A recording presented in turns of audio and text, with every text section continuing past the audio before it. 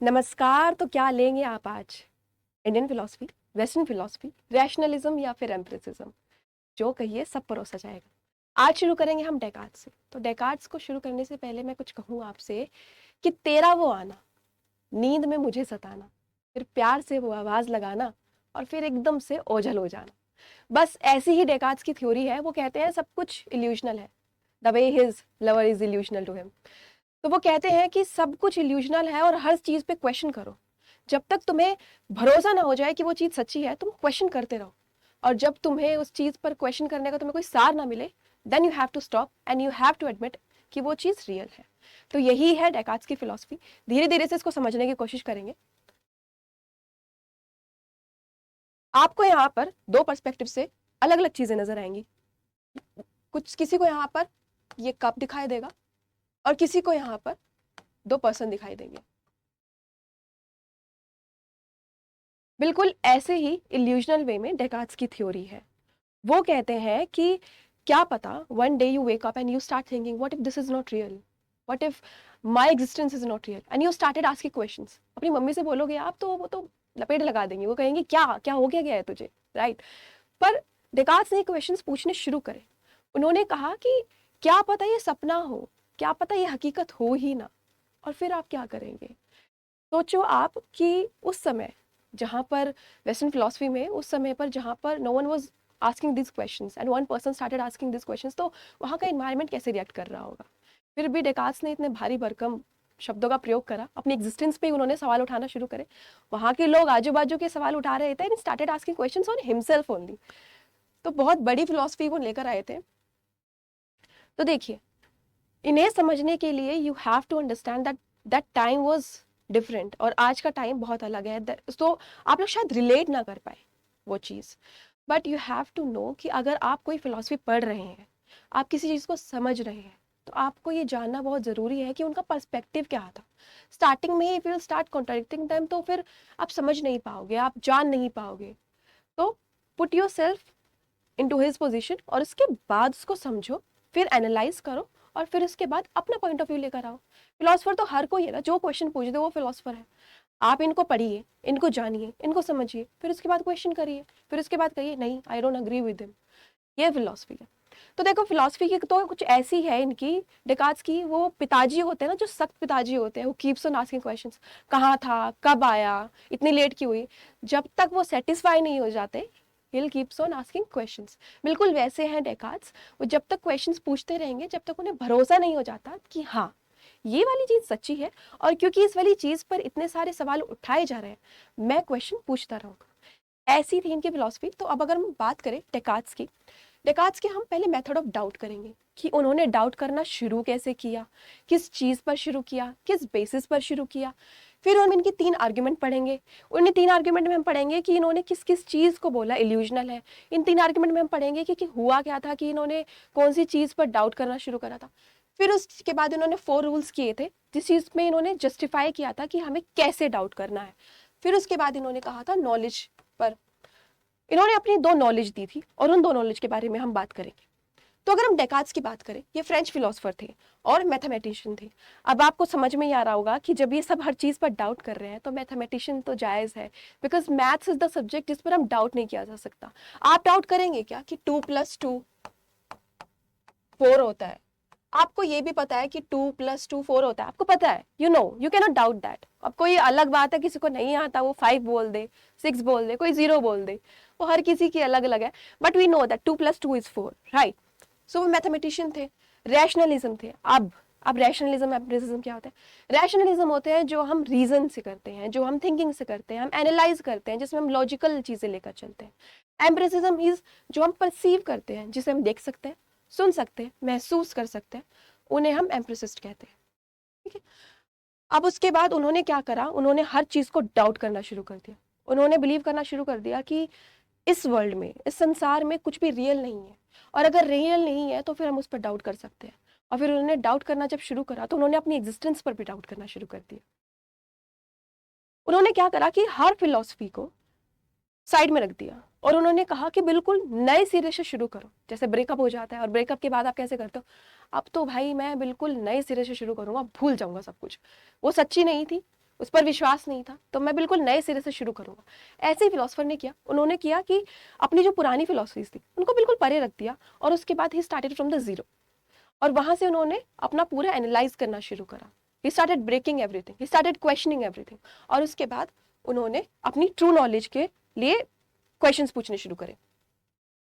उन्होंने कहा मैथ्स पर बिलीव किया जा सकता है क्योंकि उसमें सर्टेनिटी है, क्योंकि वो सर्टेन है, वो रियल है, उस पर डाउट नहीं किया जा सकता, इसलिए मैथ्स पर बिलीव किया जा सकता है। 2+2 is 4, we know that, there is true knowledge in that, necessary to achieve the same kind of certainty in the philosophy. जैसे मैथ्स में है बिल्कुल वैसे ही हमें फिलोसफी में भी सर्टेन होना पड़ेगा।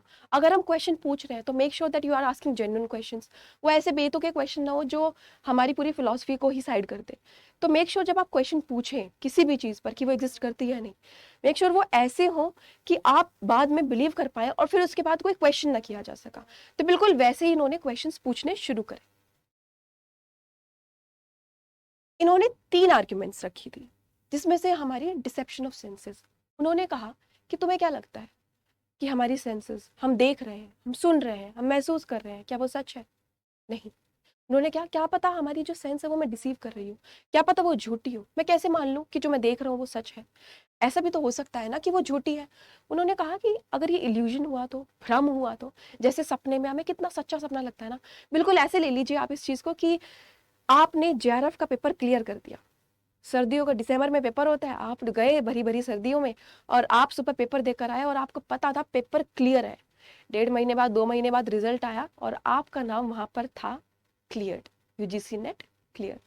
तो आपको कैसा महसूस होगा? बहुत बढ़िया। और फिर अब उसके बाद सोचिए, उस भरी सर्दियों में कोई ठंडा पानी बर्फ से भरा हुआ आपके ऊपर डाल दे, तो आपका सपना टूट जाएगा। बिल्कुल ऐसे ही उन्होंने कहा कि सब कुछ इल्यूजनल है, मैं नहीं मानता कि कुछ भी सच्चा हो सकता है, क्या पता हमारी सेंसेस हमें डिसीव कर रही है। ऐसा भी तो हो सकता है ना कि अगर हम किसी कमरे में हैं और वहां ज्यादा रोशनी नहीं है, हमें ढंग से समझ में नहीं आ रहा, वहां पर रोक पड़ी है, आप उसको समझ ले कि वो स्नेक है, तो आप क्या सोचेंगे? उस चीज को रिसीव किया ना आपकी आइज ने आपको, आप उस चीज को गलत समझ बैठे और आप वहां पर चिल्ला बैठे। फिर वहां पे 2 आदमी आए, उन्होंने धुतकार के मारा कि कितने पागल हो तुम, ढंग से दिखाई नहीं देता, आंखें नहीं है, अंधे हो। तो बिल्कुल उसी तरह के उन्होंने कहा कि क्या पता ये सब इल्यूजनल है, ये सच्चा है ही नहीं, तो क्या करेंगे आप? फिर इसके बाद बोला उन्होंने इविल डेमन के एक और दिया। उन्होंने कहा कि जैसे कठपुतलियां होती है, आपने एक गेम देखा होगा जिसमें उंगलियों में थ्रेड बांधकर and with play puppet dance वगैरह होता है। What if someone is doing that to us? कोई इविल डेमन है और उसके बाद वो हमें ऐसे नचा रहा है, हम उसके इशारों पे नाच रहे हैं, हमें वो बता रहा है कि हमें कैसे क्या करना चाहिए, हमारे ये एक्शंस है ही नहीं, हम जो देख रहे हैं हम नहीं देख रहे हैं, हमें कोई दिखा रहा है। अब ऐसा मत करना कि आप कोई गलती कर दो और अपनी मम्मी को जाकर कहो कि मम्मी मैंने नहीं करी, कोई शैतान है उसने मुझसे एक चीज करवाई, ये नहीं करना है। बट ये उनकी थ्योरी है। उन्होंने कहा कि ऐसा भी तो हो सकता है कोई हमें नचा रहा है, कोई शैतान है, कोई कोई गलत चीज है जो हमें बता रही है कि आज तुम्हें ये करना है, कल वो करना है और ऐसे करना है। फिर उसके बाद हमारे पास इन्होंने 3 दिए, थर्ड वाला दिया कि ये हमारा सपना भी तो हो सकता है। अगर वो चीज सपना हुई तो, जैसे मैंने आपको जेआरएफ का एग्जाम्पल दिया था कि आपने क्लियर कर दिया फिर ठंडा पानी डाल दिया किसी ने, अगर वो चीज़ सपना हुई तो, जैसे कि आज के ज़माने में ट्रू लव निकालना बिल्कुल सपने जैसा हो गया है, नामुमकिन सा हो गया है। तो बिल्कुल उन्होंने कहा कि अगर ये चीज़ सपना हुई और हम जो आज इतना मेहनत कर रहे हैं, हम जो सुबह 9 बजे उठकर भाग चलते अपने काम की तरफ, जो हम 10 सीजीपी की तरफ भाग रहे हैं, जो हम जेआरएफ की तरफ भाग रहे हैं, नेट की तरफ भाग रहे हैं, क्यों कर रहे हो ये सब? खैर करना है, ऐसा नहीं है कि आप ये छोड़ दो क्योंकि उसने ये क्वेश्चंस किए थे, करना है ये सब कुछ। बट उन्होंने कहा ये सच्चाई नहीं हुई तो, अगर ये सब भ्रम हुआ तो। फिर उसके बाद ही थॉट की क्यों ना इन चीज़ों पे सवाल उठाए जाए, क्यों ना इस चीज़ों के बारे में जाना जाए। And then he started asking questions more and more, again and again, जब तक लास्ट किसी कंक्लूजन पे ना पहुंचा जाए जहां पर अगला कोई सवाल उठाया ही ना जाए। ऐसा उन्होंने क्वेश्चंस फिर से करने शुरू करे। अब उन्होंने क्या कहा? उन्होंने कहा कि तुम डाउट कर रहे हो किसी चीज पर। अब आप और मैं यहाँ पे खड़े हैं डेकार्ड्स को समझने के लिए। अब उन्होंने कुछ डाउट करा कि मैं रियल नहीं हूं, यहाँ पे डाउटर भी होगा, ठीक है? अब मैं रियल नहीं हूं, ये real, I am not real, ये हो गया आपका doubt. I am not real, ये आपका डाउट हो गया। और डाउटर कौन है? Me and me and you,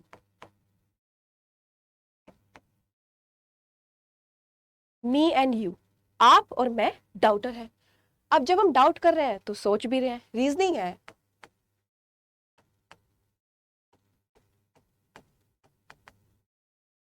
reasoning भी आ रही है।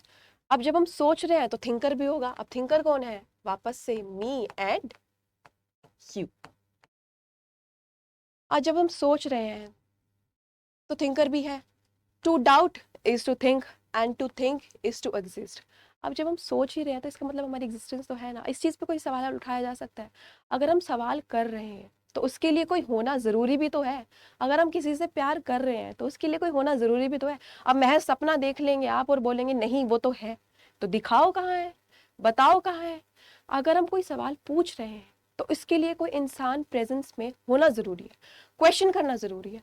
मैं क्वेश्चन कर रही हूँ आपसे, मतलब आप हैं, आप एग्जिस्ट करते हैं। तो इसलिए I think therefore I exist, I think therefore I am mind body.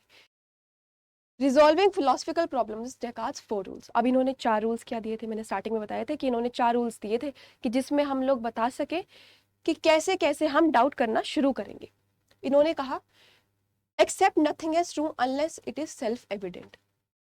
जब तक आपको ये महसूस ना हो जाए कि उस पर अब सवाल नहीं उठाया जा सकता, तब तक आप उस पर सवाल करते रहिए। बिल्कुल उस शक्की पिताजी की तरह, कहाँ गए थे, क्यों गए थे, अच्छा उसने तो बताया कि तुम वहां नहीं थे तो तुम झूठ बोल रहे हो। फिर जब उनको शक्की पिताजी को ये भरोसा हो जाता है कि नहीं वो थे वहां पर, फिर वो रुक जाते हैं कि हाँ ये सच बोल रहा है। तो भरोसा मत तोड़ा करो, क्यों नहीं इतने सवाल उठाने पड़े, पर समझा करो। तो जब तक आपको ये भरोसा ना हो जाए कि वो वहां पर थे, तब तक आप सवाल पूछते रहिए। और जब भी हो जाए कि हाँ इसके बाद कोई सवाल पूछा नहीं जा सकता, तब आप रुक जाइए। Divide problems into the simplest part so that each part can be analysed separately. आप जब बर्गर खाते हैं एक एक बाइट लेकर खाते होंगे ना, सारा तो कटक नहीं जाते होंगे, एक एक बाइट लेकर खाते होंगे। तो हर चीज को छोटा छोटा एनालाइज करें, स्टेप बाय स्टेप चले। अब वो वाला आपने सुना होगा ना, प्यार हुआ इकरार हुआ, सुना है ना आपने? तो जब आप किसी से प्यार करते हैं सीधा जाके तो आई लव यू बोल नहीं देते होंगे, छोटे छोटे स्टेप लेते होंगे, आई लाइक यू, फिर उसके बाद आगे थोड़ा सा चले होंगे, फिर थोड़ा सा चले होंगे। ऐसा तो नहीं है कि सीधा ही आपने धप्पा दे दिया और मम्मी पापा को ले आए उनके घर में कि मैंने तुम्हें देखा था अब हम शादी करेंगे। ऐसा तो नहीं होता होगा ना। पहले उनसे बात करते हैं, देखते हैं वाइब मैच हो रही है नहीं, फिर उसके बाद आगे प्रोसीड करते हैं। इन द सेम वे आपको धीरे धीरे छोटे छोटे पार्ट्स में उसको डिवाइड करना है और फिर आगे प्रोसीड करना है। Proceed from simple to complex in solving the problems. आपको आराम से पहले सिंपल चीज़ें लेनी है, कॉम्प्लिकेटेड चीज़ें नहीं ली है। आप कुछ समझने की कोशिश भी करते हैं तो चैप्टर 1 जो आपने अपनी बुक्स में देखा होगा हमेशा बहुत ईजी रहा होगा। सबसे आसान जो चैप्टर है वो चैप्टर 1 है। कोई अगर रिश्तेदार हमारे घर पे आ जाए और वो कहे सुनाओ हमें कुछ, तो आप चैप्टर 1 खोल के दिखा देते थे कि इसमें से सुन लो, क्योंकि चैप्टर 1 हमेशा ईजी होता था। तो हमेशा सिंपल से कॉम्प्लेक्स में जाए।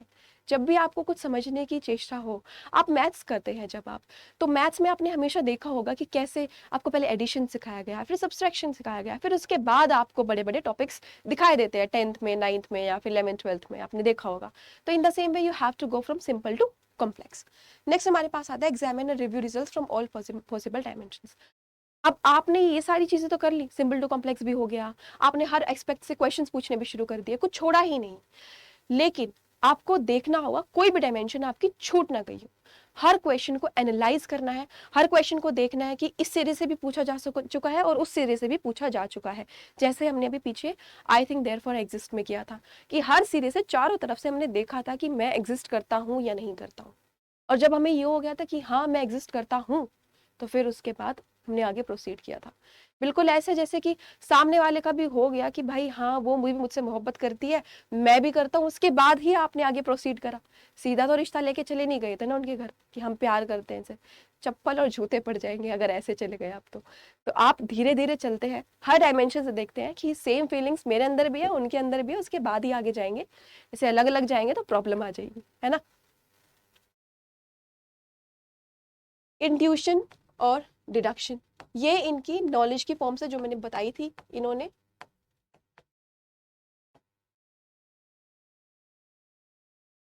दो फॉर्म्स रखी थी, इंट्यूशन और डिडक्शन। इंट्यूशन की जब हम बात करें तो ये बहुत डायरेक्ट होती है, हम इजीली ग्रास्प कर सकते हैं। क्यों? क्योंकि ये रीजनिंग से आती है।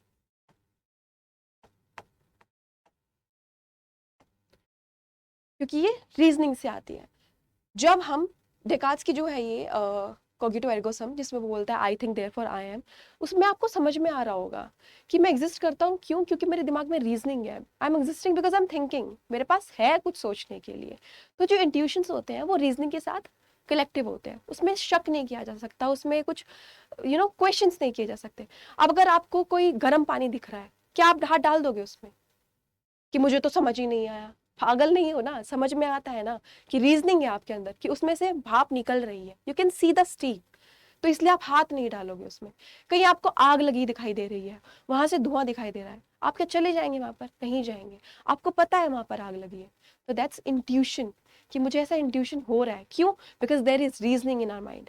इसलिए डिडक्शन, अब ये डिडक्शन वो सिलोजिज्म वाला नहीं है, ब्रेकडाउन वाला नहीं है, ये डिडक्शन इन्होंने अलग दिया है। इसमें इन्होंने बोला है deduction is a process of reasoning from known truths to arrive to a new conclusion. इन्होंने बोला है कि एक ट्रूथ से दूसरे ट्रूथ पर जब हम जाए तो वो डिडक्शन हो जाता है। जैसे कि इन्होंने इसमें एग्जाम्पल दिया था, आई थिंक, क्योंकि मैं सोचता हूँ इसलिए मैं एग्जिस्ट करता हूँ। अब मैं सोचता हूँ, ये एक ट्रूथ है, सोच ही रही हूँ ना मैं। अब मैंने एक दिन, मैं एक रैंडम किसी दिन मैं उठी और मैंने क्वेश्चंस पूछने स्टार्ट कर दिए, तो मैं सोच ही रही हूँ ना कुछ, मैंने ऐसे ही तो रैंडम कुछ शुरू नहीं कर दिया। तो आई थिंक ये एक ट्रूथ हो गया, देयर फोर आई एम, इसलिए मैं एग्जिस्ट करती हूँ, ये एक दूसरा ट्रूथ हो गया। और इसके साथ कलेक्टिव क्या बना? I think therefore I am existing, right. तो जब एक ट्रूथ से दूसरे ट्रूथ पर हम जाके पहुंचे तो वो हमारा डिडक्टिव हो जाता है।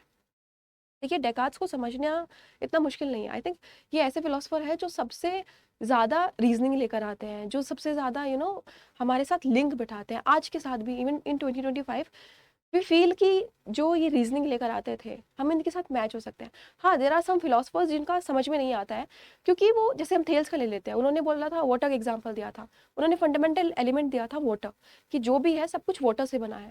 वैसे गलत भी नहीं थे, 75% of our body is made of water. Although उनका जो क्राइटेरिया था वो थोड़ा सा अलग था, पर कुछ कुछ फिलोसफर्स हैं जो सेंस नहीं बनाते हैं।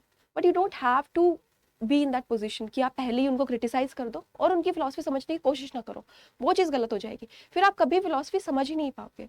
अगर आपको फिलॉसफी समझनी है, पहले आप बिल्कुल उनकी तरह सोचिए, एनालाइज करिए, फिर दोबारा 2025 में आइए, फिर समझने की कोशिश करिए, फिर उसके बाद उन्हें कॉन्ट्रडिक्ट करिए। फिलोसफर कोई ऐसे ही उठ के ही नहीं बन जाता क्योंकि किताबों में उनका नाम है।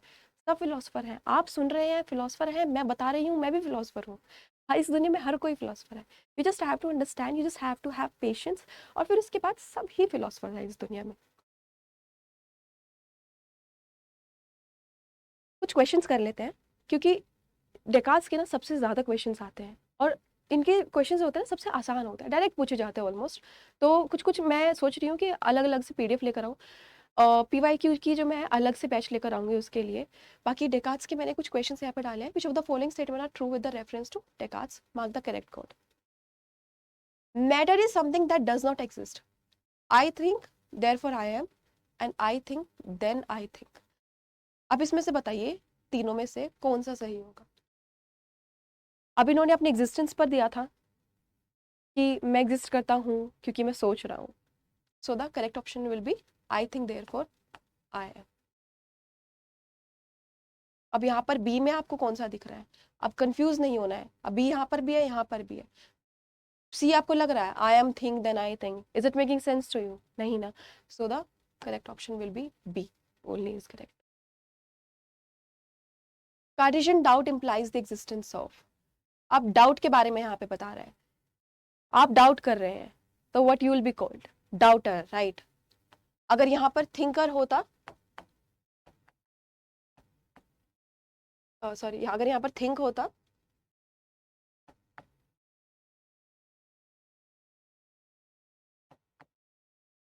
तो फिर करेक्ट ऑप्शन आपका ए होता। This question is for you people. Descartes को which of the following is correct about I think therefore I am? Comment section में आप लोग लिख दीजिए आंसर करेक्ट। जिसका आंसर सही होगा, I will come with the name on the board. और फिर उसके बाद जो, अगर आपको कोई और क्वेश्चन चाहिए इसके बारे में डेकार्ड्स के लिए, तो मैं वो भी लेकर आऊंगी इन द नेक्स्ट वीडियो। इसके और भी बहुत सारे टॉपिक्स हैं, I will come with that. इसका आंसर कमेंट सेक्शन में लिख दीजिए और फिर उसके बाद मुझे बता दीजिए आपको किस तरीके से चलना है वेस्टर्न फिलोसफी में, because I know the content is very less समझने के लिए यूट्यूब वगैरह पे। तो आई मेक श्योर कि अगर आपको डायरेक्ट टेक्स्ट से भी चाहिए, इफ़ यू वांट कि मैं डायरेक्ट टेक्स्ट से ही आपको रीड आउट करना शुरू करूँ and I stop with this PPT and all, तो I can do with that also. आप कमेंट सेक्शन में मुझे इसका आंसर दीजिए, मुझे बताइए कि मैं पी वाई क्यू कैसे दूँ, आपको किस तरीके से फॉर्मेट चाहिए वीडियोज़ का, I will come with that. बाकी डेकार्ड्स जो है उनको समझना बहुत आसान है, बस थोड़ी सी सख्ती जो है जो सख्त पिताजी हैं आपके, उनके लिए थोड़ा मुश्किल होगा, पर बहुत ही प्यारे हमारे फिलोसफर हैं ये। इनकी इतनी सारी फिलोसफीज़ हैं जो I personally find very relevant आज के टाइम पे भी। इनको समझना और इनको समझाना दोनों ही बहुत बढ़िया चीज़ है। तो धीरे धीरे से चलेंगे, हर फिलोसफर को हर चीज़ को आराम से समझने की कोशिश करेंगे। बस आज डेकार्ड्स के लिए इतना ही परोसा जाएगा, बाकी हम कल मिलेंगे। Thank you.